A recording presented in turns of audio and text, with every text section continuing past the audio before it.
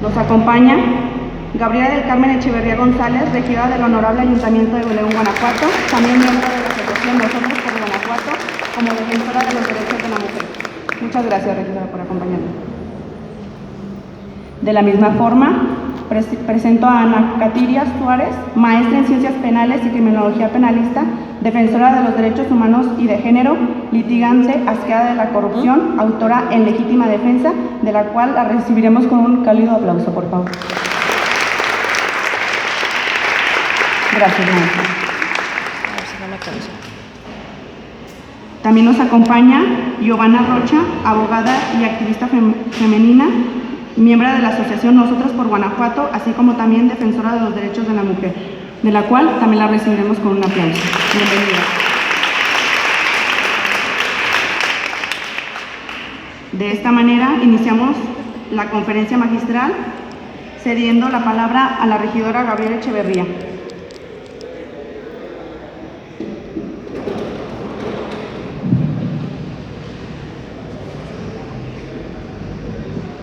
Hola, muy buenos días a todas y a todos. La verdad es que me da mucho gusto ver tantas caras que ya hemos visto en algunos otros eventos. Estamos reunidos por un tema que nos duele y afecta a toda la sociedad. Mi nombre es Gabriela Echeverría. Me voy a levantar porque nos vean todos. Mi nombre es Gabriela Echeverría y soy una mujer preocupada y ocupada por los derechos de las mujeres. Soy regidora por Morena en este ayuntamiento aquí en León y también participo trabajando con la asociación Nosotras por Guanajuato. En esta asociación hemos realizado varios eventos en los que les hemos traído temas de interés nacional y en la que valiosas mujeres se han integrado con nosotros buscando capacitar y empoderar a más mujeres. Nosotras por Guanajuato es una asociación presidida por Renata Sheffield, una abogada especializada en el tema de los derechos de las mujeres y de la familia y que hoy no nos pudo acompañar por temas familiares. Renata nos ha marcado un camino con su sencillez, empatía y su preocupación por los demás. Trabajamos en conjunto con más mujeres que se nos han unido en este camino con los mismos sentimientos. Una de ellas es Giovanna Rocha, que hoy nos acompaña también a esta conferencia magistral. La protección y la promoción de los derechos humanos es la primera responsabilidad de los gobiernos y está en el centro del trabajo de las Naciones Unidas. Hoy tenemos el gusto de contar con nuestra invitada especial, Ana Katiria Suárez, una gran defensora de los derechos de las mujeres. Es una de las mujeres más valientes que conozco. Ha recibido muchísimas amenazas en los casi 20 años que lleva litigando. La han querido matar 2 veces y ha defendido decenas de víctimas a las cuales muchas veces no les cobra ni un peso. Ha exhibido a jueces y a funcionarios de la Procuraduría de la Ciudad de México por ineptos y corruptos. La han amedrentado para que deje de dar entrevistas en medios de comunicación, pero ella no se ha detenido.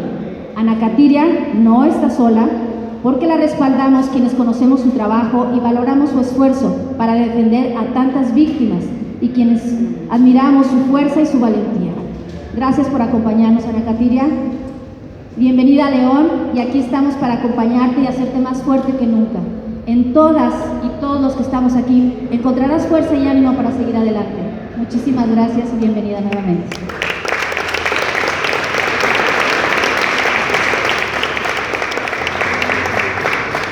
Agradecemos las palabras de la regidora Gabriela Echeverría, representante del Honorable Ayuntamiento de León, Guanajuato. De la misma manera, le cederemos la palabra a Giovanna Rocha para que nos hable un poco de la trayectoria de nuestra ponente.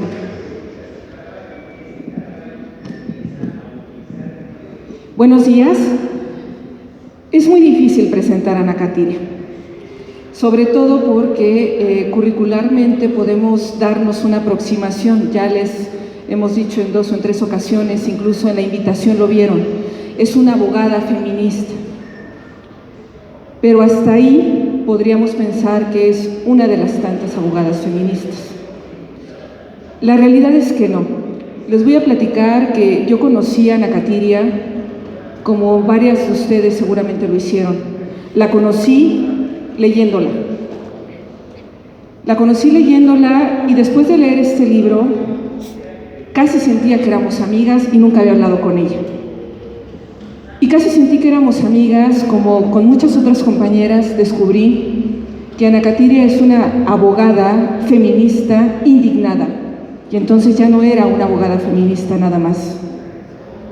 En su libro también pude descubrir que Ana Katiria es una abogada feminista indignada y sumamente preparada, entonces ya no nada más es una abogada feminista.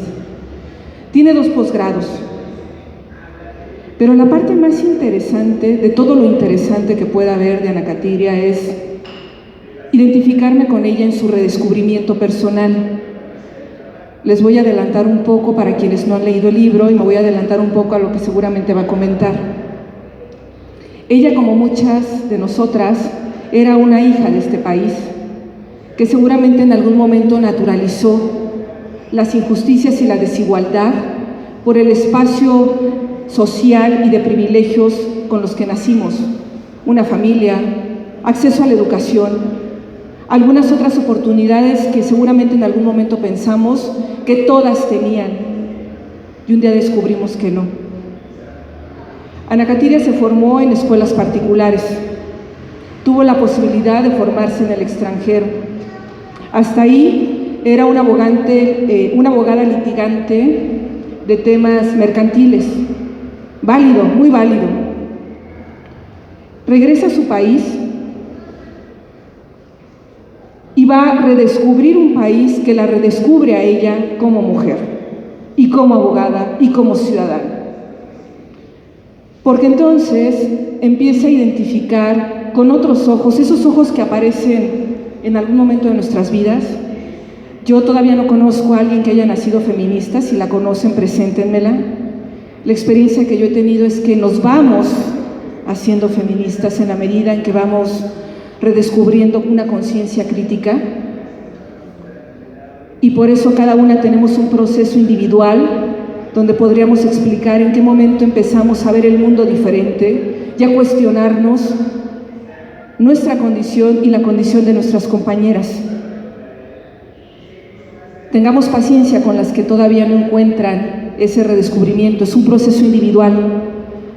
Ana Katiria, el caso de Ana Katiria fue redescubrirlo en su país con un caso muy emblemático y seguramente algunos otros, pero este fue un caso que la irrumpió, un caso de fractura, de replanteamientos.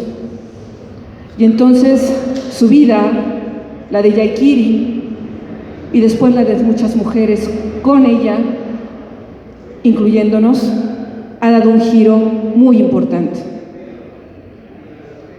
Y en ese momento yo dije, yo quiero conocer a Ana Katiria. Me gustó la naturalidad, me gustó la honestidad, porque en tu libro nos hablas de miedo, nos hablas de emociones. No es que estos caminos, quien diga que es fácil, o nos está mintiendo o todavía no ha entrado. Entonces me encantó y dije, yo quiero conocer a Ana Katiria. Y tuve la posibilidad de conocernos hace más de un año, y de ahí para acá una bonita amistad, donde dije, ¿cómo presentar a Ana Katiria? La presentamos con estas anécdotas que ya les adelanté. Hace poco la reconocieron como una de las 100 mejores abogadas de este país. Verla en la revista me hizo casi reconocerla. Dije, ¿es la misma? Esa misma mujer, se veía tan seria. No es tanto. Estaba en sus 3 minutos de foto correcta. Una mujer fuerte, obligada como muchas en este país a ser valiente, porque somos de las que pensamos que no es una cualidad ser valiente. Cuando nos dicen, qué valiente eres, híjole, es que no quisiéramos ser valientes. Este país nos obliga a ser valientes. Ella es Ana Katiria. Humana, solidaria, preparada, sonriente. Anda en más causas de las que nos imaginamos, por eso no ha tenido tiempo de escribir otro libro. Ojalá que nos platique de la defensa que hace en materia de derechos humanos. Ojalá que nos platique que hace poco estuvo en La Haya haciendo ya cuestionamientos al Estado mexicano. Ojalá que nos platique lo que ocurrió después de este libro. Este libro marca un antes y un después. y nos replantea a una compañera que hoy tenemos aquí. Ana, gracias por estar aquí. Les compartimos que en cuanto Nosotras por Guanajuato le extendió la invitación, nos dijo sí, va a regresar muy seguramente, ya lo tenemos apalabrado. Hoy disfrútela mucho, disfrutémosla mucho. Es una mujer que nos transmite no solamente conocimiento y energía, mucha energía, tiene mucha para ella y tiene mucha para dar. No admite una mujer como ella una presentación tradicional. Cada una de ustedes las invito a que estructuren su perfil curricular al término de la conferencia. Después de que la lean, hagan una suma de lo que escucharon y de lo que leyeron. Y entonces se darán cuenta que el reconocimiento de ser una de las 100 mujeres de México está chiquito. Ana es más grande que eso. Gracias, Ana, por estar aquí.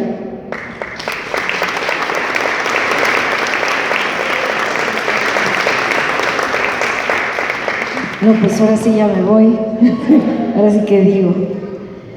Gracias por la invitación, Gaby, Giovanna. Renata no está, pero también le agradecemos al Estado, a la alcaldía también, bueno, alcaldía en mi pueblo, perdón. Y a todos ustedes por tomarse el tiempo de estar aquí en sábado, temprano, desmañanados. Yo también vengo desmañanada, pero una motivación que me hace decir gracias por la invitación es que nunca sobra un espacio para hablar de estos temas, nunca sobra un espacio para transmitir lo que se vive. No me interesa contar ni dar teorías sobre mi criterio o no me siento más hábil que otra persona, simplemente quiero transmitirles desde mi experiencia lo que se vive siendo defensora de género y derechos humanos en este país.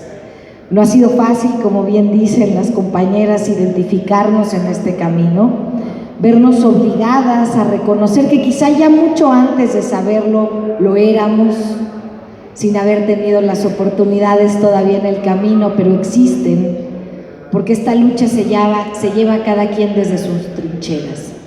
La violencia de género no es ajena a nadie, ni hombres ni mujeres, ni grandes ni chicos, ni revolucionarios ni silenciados. La violencia de género se vive en nuestras casas, en las calles, en las escuelas, en las instituciones, con nuestras parejas. Y es por eso que hoy, en un país donde todos los días se matan, al menos en mi ciudad, a 9 mujeres, donde al menos en mi estado hay 50 denuncias alrededor de mi alcaldía por delitos sexuales y violentos, al menos en este país donde la vida de una mujer vale menos que un reloj de mano, donde unas pintas en las paredes de instituciones públicas o monumentos históricos indignan más que una vagina desgarrada, que una mujer decapitada, que una mujer en una bolsa negra, que unos vidrios rotos pueden ser reparados, pero el cuerpo roto no se pega jamás. En ese país vivimos, en un país de indolentes, de autoridades abusivas, de críticos sin sentido y de misoginia a la orden del día, donde nos matan solo por el hecho de ser mujeres. Y además nuestra defensa se cuestiona, y para ello les quiero contar esta historia. Lo que les voy a contar es simplemente una bitácora de lo que se vive en un país cuando te atreves a defender con tu propia vida la libertad de una mujer. Yakiri en el 2013 tenía 20 años. Yakiri nació y creció en una de las zonas de la Ciudad de México más conflictivas y peligrosas, que es el barrio de Tepito. Yakiri es lesbiana. En aquel entonces tenía una pareja que se llamaba Gaby. Y Gaby tenía una chiquita que tenía 8 años en aquel entonces, y que ese día, 9 de diciembre de 2013, le había contado a su madre que su tío paterno había abusado sexualmente de ella. ¿Una historia rara? No, a la orden del día. El tío abusó de la niña de 8 años. Tan casual como ese. Pero Gaby tomó riendas del asunto y le pidió a Yakiri que la acompañara a denunciar. La Procuraduría Capitalina se encuentra en la otra zona, también muy conflictiva en mi ciudad, que se llama la Colonia Doctores, una colonia que es típicamente conocida por tráfico y robo de autopartes y narcomenudeo. Y ahí mismo está la Procuraduría y dirán, ay, no podría estar más segura. No, es pleonasmo. Que me oigan otra vez. Bueno, y ese día, cuando Gaby le pide a Yakiri que la acompañe a denunciar el abuso sexual que había sufrido su menor hija, encaminándose de Tepito a la Colonia Doctores, después de bajar del metro, fue interceptada por dos sujetos de apellido Ramírez Anaya.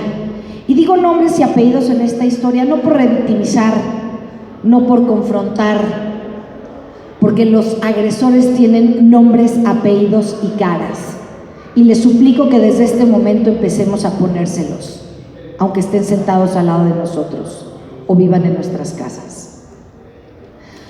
Fue sometida a punta de cuchillo por estos dos hermanos, Ramírez Anaya, subida a una motoneta, que es común, la dinámica, el modus operandi en esa zona.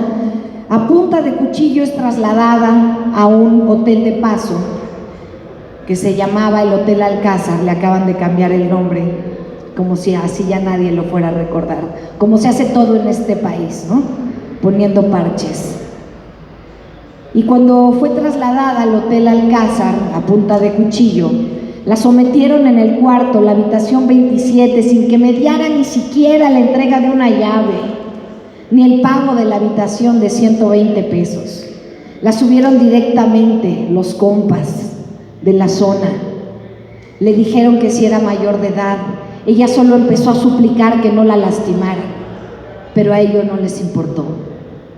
La apuñalaron, la golpearon, la violaron sexualmente y le tocaron el cuerpo de la forma más ruin que se puede tocar el cuerpo de una mujer.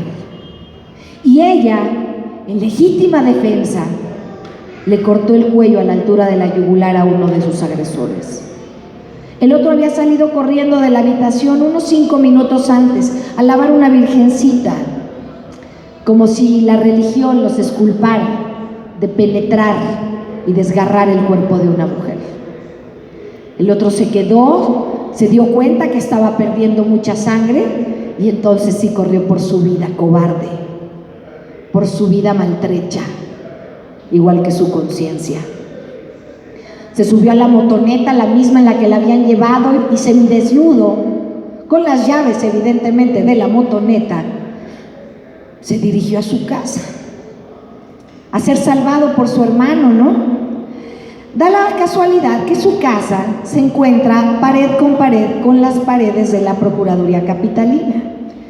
Eran vecinos, porque en este país la corrupción no solo se da en una transacción mercantil, también a través de compadrazgos, de aficiones o ejercicio de perversiones. Y esta no fue la excepción. Este sujeto, Ramírez Anaya, murió en las puertas de la Procuraduría. Murió en las puertas de la Procuraduría como tal, lo cuento en este libro. Pero así no fue la historia que ocurrió. Yakiri bajó corriendo, pidiendo auxilio, batida en sangre, desnuda, apuñalada, gritando que la habían acabado de violar y que la habían intentado matar.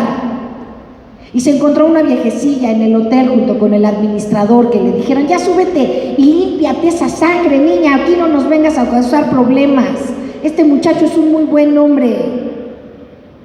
Dos agresores salen con vida, una mujer agredida. ¿Qué se imaginan? Van a regresar a terminar lo que iniciaron, ¿no? Ella salió corriendo, semidesnuda también, encontró a unos muchachos que estaban cerrando un puesto, a los que les pidió un poco de agua para limpiarse la cara y los ojos que le ardían de tanta sangre. Después de haberle suplicado 1000 veces más a Luis Omar y a Miguel Ángel, rogándoles porque no la mataran, enconchadita al lado de la cama, y ella solo escuchaba sus risas, porque les causa risa ver cómo nos duele, pinches viejas chimoleras, por putas. Y no lo digo yo, lo dijeron los medios. Cuando Yakiri salió corriendo a buscar ayuda, se encontró a unos policías de investigación, antes policías judiciales, y se dieron cuenta de la gravedad de sus heridas y llamaron a una mujer policía, Reina Romano, la que avienta la piedra y esconde la mano.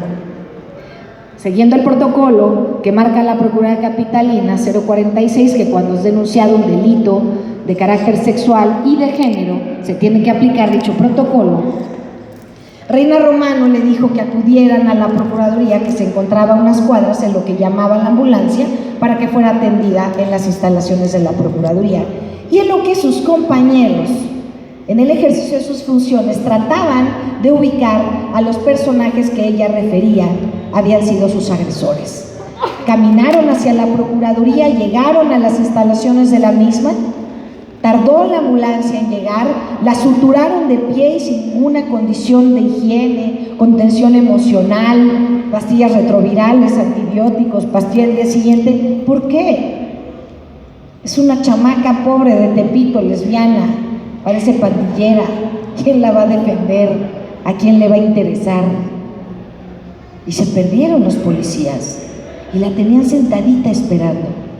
Y pasadas unas 3 horas aproximadamente, llegaron los policías judiciales que la habían ayudado en compañía de uno de sus agresores y le preguntaron: señor Luis Omar, ¿es ella la mujer que mató a su hermano? ¿Es ella la asesina de su hermano? Porque la tenemos aquí retenida, la encontramos después de haber matado a su hermano. Sí, es ella, señores policías, es la que mató a mi hermano, dijo el cobarde. En ese momento esposaron a Yakiri y se acabó la posibilidad de pensar en un futuro. Sola, sin defensa, sin abogados, sin la contención de las autoridades que juraron hacer valer la ley. Así, ¿qué más da si nuestros compas son nuestros vecinos? Narcomenudistas de personal del interior de la Procuraduría, descubrimos. ¿Tienes de la Juana? ¿Tienes piedra? De 100 o de 200, le preguntaba. Déjamela dentro del búnker con el Oscar, le respondía. Así eran sus alianzas, así son sus alianzas.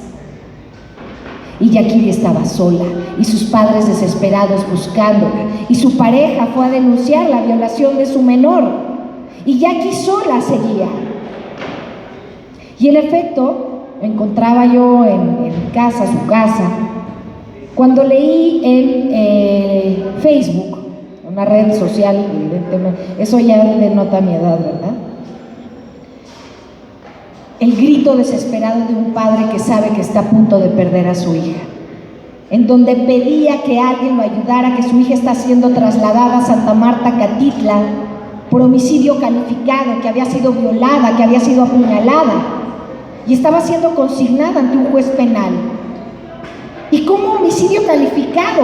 Imagino que aquí habemos muchos abogados que entienden las agravantes, porque resultó que la Procuraduría la había señalado como la prostituta amante del occiso que había sido apuñalado en un hotel de paso por su pareja, Yakiri, 17 años menor que él, con intereses sexuales totalmente diversos.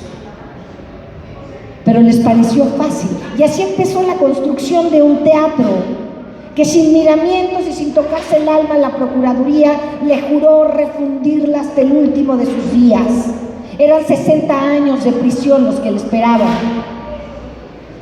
Como si defenderse aquí en este país tuviera siempre que ser castigado. ¿Cuántas veces no escuchamos que nos dicen: ¿y por qué no gritaste por ayuda? ¿Y por qué no pediste ayuda a tu vecino? ¿Y por qué no le hablaste a tus padres?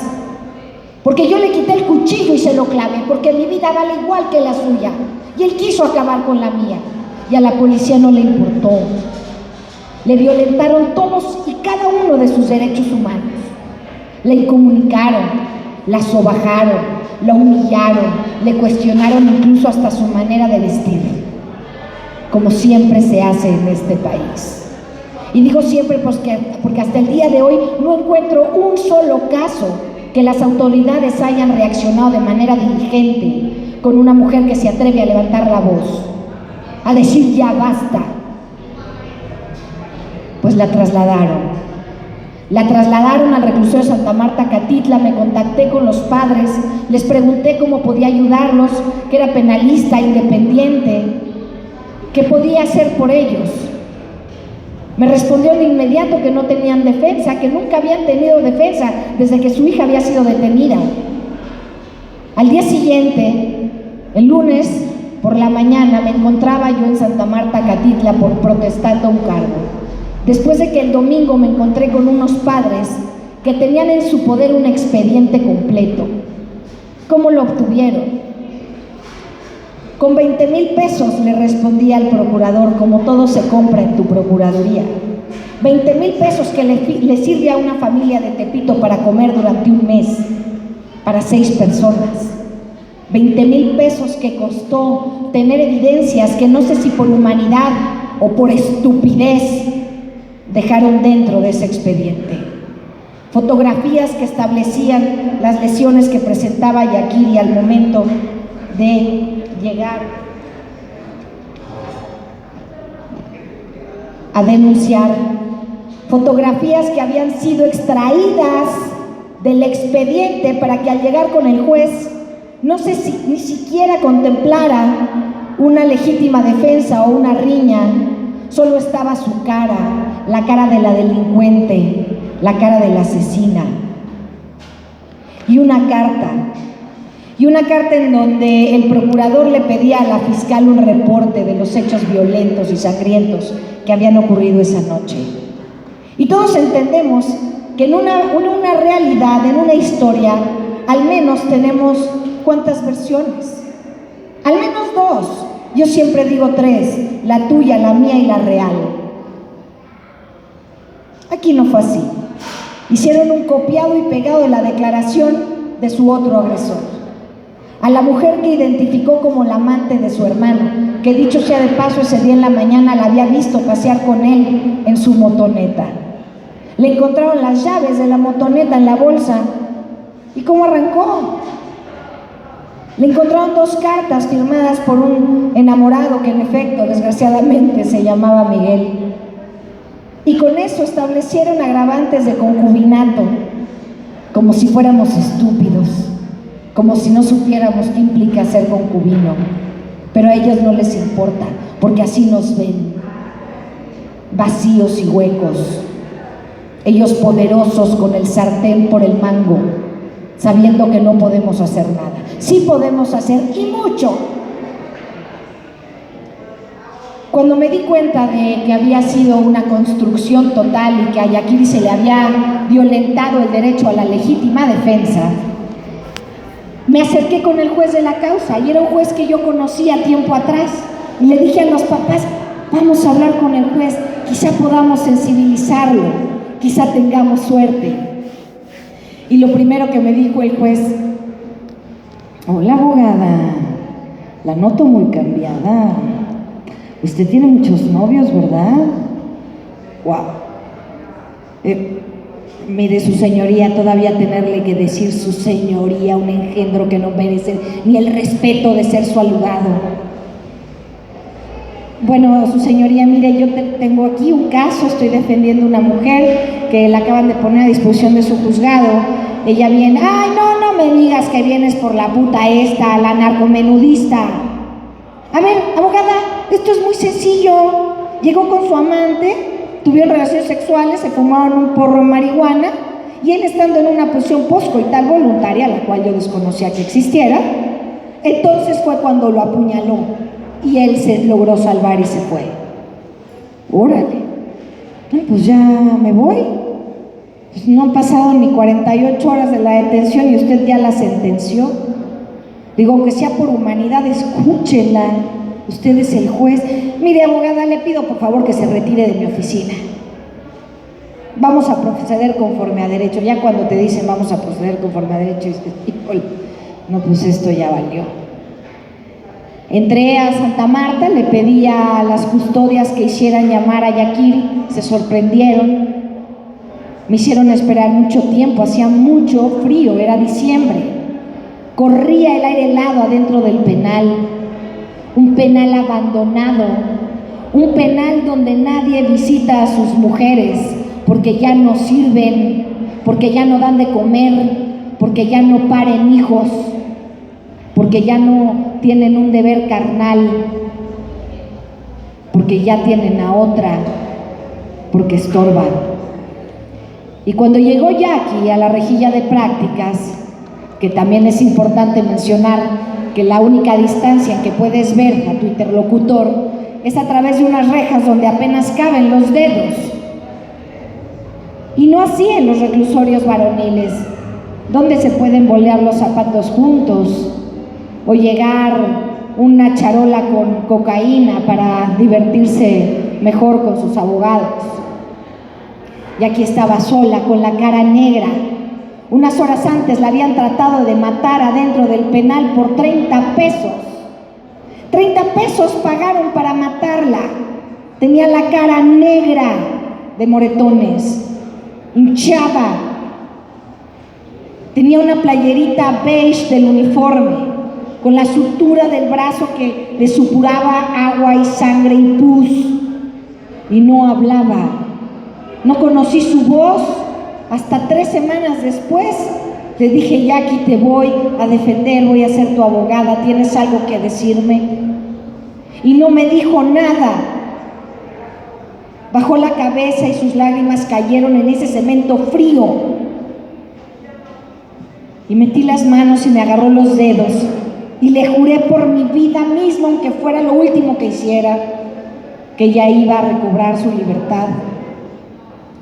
Y así empezó la batalla contra el sistema, así empezó la confrontación contra las autoridades. ¿Por qué? Porque ellos lo hacen y yo lo conté. Esa misma noche tuve la oportunidad de aparecer en los medios junto con el papá de Jackie, después de que le decretaron a Jackie el auto de formal prisión por homicidio calificado, al cual nunca estamos preparados para recibir ni escuchar. Jackie había traspasado 2 barreras que cada vez la acercaban más a estar 60 años detenida. Cuando nos dictan esta resolución y nos invitan al medio de comunicación que era Efecto TV, yo nunca había aparecido en un medio, ni me interesaba. Yo tomé el caso como muchos en mi vida que he tomado, en el mismo sentido, sabiendo que se tiene que caminar despacio, con paciencia y constancia, y quizá en 1 o 2 años podemos recobrar la libertad de un inocente, pero vale la pena, porque tenemos las herramientas jurídicas para hacerlo, y ellos no, y la familia tampoco, y a nadie le interesa. Así fue lo que sucedió.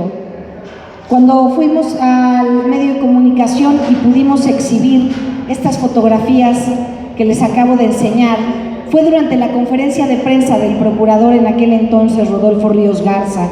Hoy quién sabe dónde está, quizá escondido, o quizá sin hacer nada, como en aquel entonces. Y me preguntaron que qué le tenía que decir al procurador. En una especie de trampa, en una especie de careo. Y lo único que pude decir es que me explique el procurador qué significa esto. ¿Qué significa una mujer detenida que se salvó de ser asesinada? Y ahí empezó el tener que correr por mi vida. Pero no importaba, porque Jackie estaba adentro, porque la sociedad civil se empezó a movilizar, porque fueron marchas y marchas de miles y miles de personas exigiéndole a la autoridad que cumpliera con su deber, que la dejara libre. Tuvimos que ser escrupulosos en el proceso penal, no cometer un solo error, porque era de ahí en donde se iban a agarrar. No me permitieron colitigar con ningún abogado, ni con un pasante, ni siquiera ser notificada en mi oficina para poder recibir los acuerdos o demás y no tener que ir diario al reclusorio y además hacer litigio estratégico y además acudir con senadores, con diputados, con quien pudiera ofrecer ayuda. Era demasiada la presión, porque el procurador decía: tranquilos ciudadanos, Su procurador los acaba de salvar. Ya tenemos a la asesina detenida. Hombre, gracias.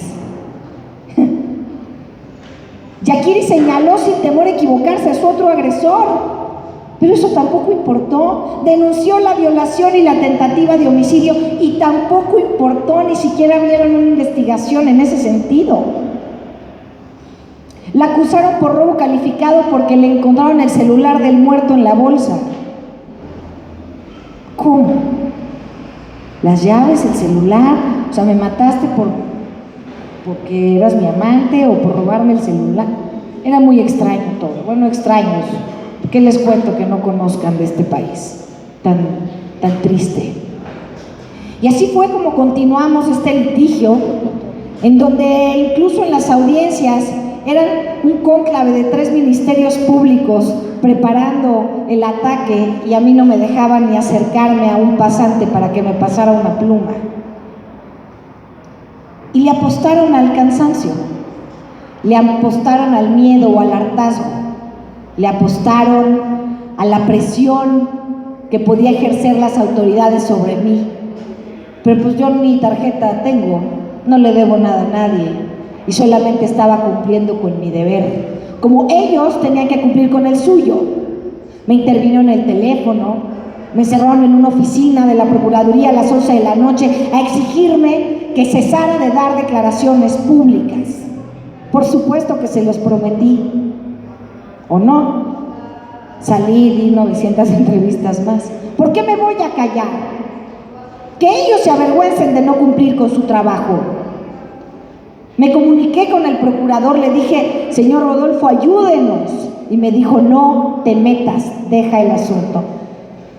Hombre, qué mejor razón para continuar. Un sistema entero sometiendo a una mujer. ¿Violaciones correctivas? ¿Lecciones del Estado? ¿O simplemente la vergüenza y cobardía de no poder reconocer que el personal de base había incumplido con su deber? Y querían sostener imágenes insostenibles. ¿Por qué no mejor sacas a quien lo hizo y cobijas a la ciudadanía? Y pues seguí pidiendo apoyo, hasta que me encontré con la oportunidad de acercarme al presidente del tribunal, otro personaje que pues no le dedico un capítulo porque no se lo merece, pero pues sí vale la pena pues mencionar para que todos ustedes sepan el tipo de personas que nos representan. Edgar Elías Azar, el hombre cabeza de cochino. Nos compete a todos. Acaba de ser embajador de nosotros en los Países Bajos, ya regresó a volver a ejercer su poder. Cuidado con él. Ahora sí que alerta femenina, cabeza de cochino anda en las calles. Y me acerqué a él a través del apoyo de una diputada de nombre Cristal Tovar.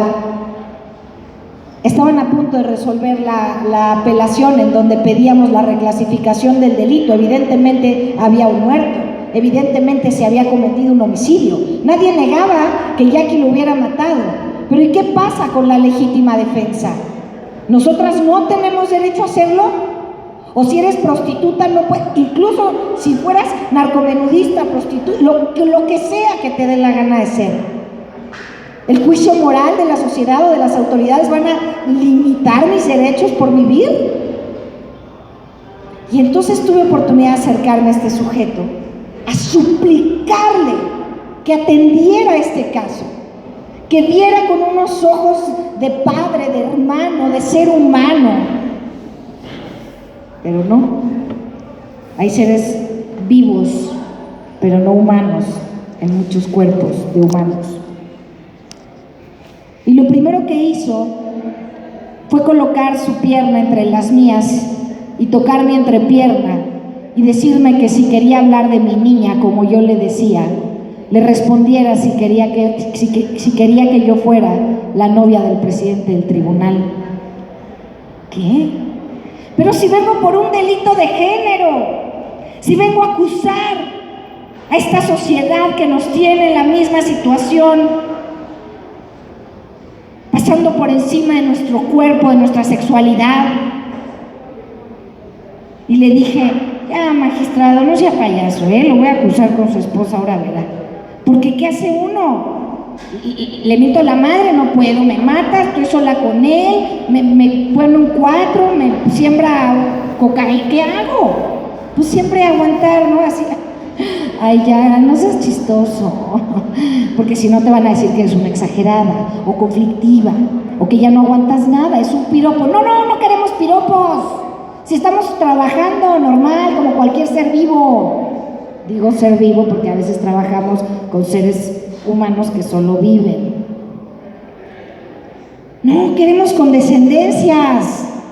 No me interesa que me halagues ni saber si te gusto o no te gusto. Hay una mujer que está a punto de morir en tus manos. ¿En qué momento nos vamos a sentir empáticos con el de al lado? ¿O vamos a dejar la indolencia? Yo no tengo nada que perder, magistrado, usted sí. Y también me corrió de su oficina. Pero pues como ya estábamos acostumbradas a que las puertas se cerraran, no podíamos claudicar, y así fuera el último intento jurídico hasta llegar a las últimas instancias, Yakiri tenía que estar libre. Se planearon muchísimas estrategias para liberarla, pero uno no debe de confiar en las propuestas de la autoridad, se los digo, se los suplico. El único camino para rescatar vidas y establecer la justicia es estudiando, es preparándonos, es saber de lo que hablamos, es poner los documentos a prueba de balas, al escrutinio del juzgador más duro y exigente, porque no nos están haciendo un favor, porque por algo la ley existe y se debe de cumplir. Y si no nos las quieren dar, tenemos como exigirla, levantando la voz y nunca callando. Y a partir de esto es que entiendo lo que significa la defensa de género y el estado de vulnerabilidad en la que nos encontramos todas y todos que decidimos defender los derechos humanos. Había mucha gente molesta.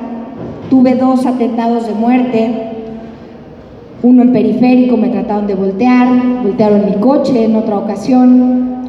Sé que hubo gente que me estuvo siguiendo, o que quizá alguien de aquí sigue molesto escuchando este discurso, pero tampoco me interesa, porque hoy entiendo que deben levantar la voz, se obtienen vidas y libertades, y que no somos blindados, pero ellos tampoco, y que un día la inercia de nuestra lucha y de nuestro andar va a cobrar sentido. Y esos que nos dicen feminazis no entienden que no nacieron de probeta, no entienden que tienen una madre que han visto llorar quizá igual de violentada por su padre, no entienden que quizá tiene una hermana que fue violada por su primo o quizá por él mismo.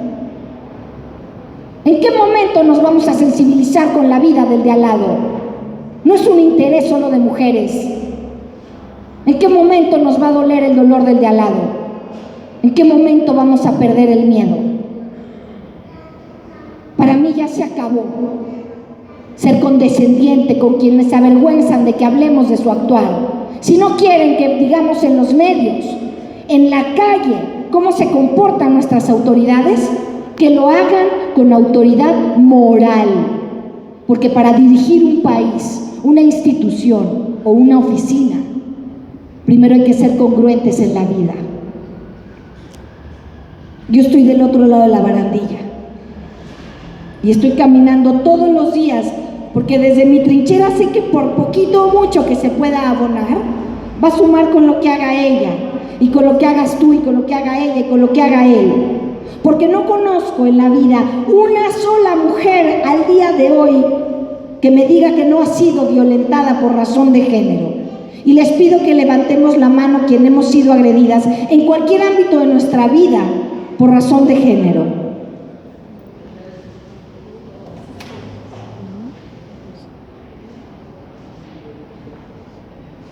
Qué asco, qué dolor, qué tristeza. Dejemos de normalizar la violencia. Dejemos de minimizar el dolor.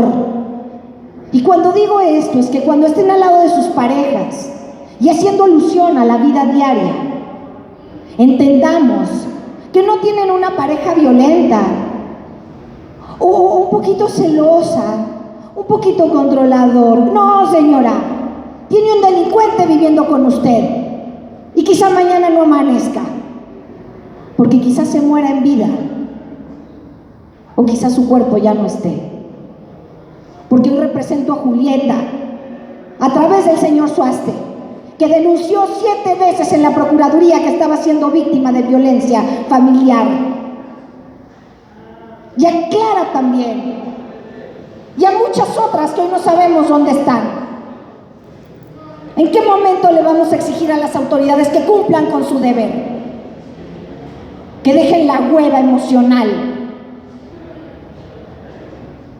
que somos muchas y que dijéramos, también malas, pero podemos ser peores.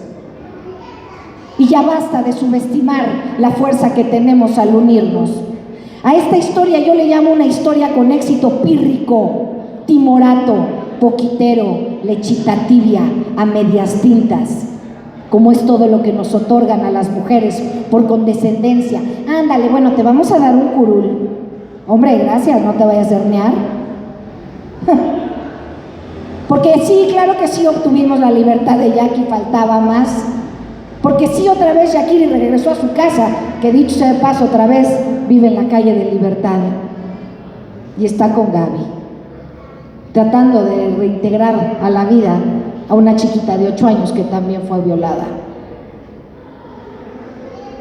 Pero Jackie fue puesta en libertad porque le tenemos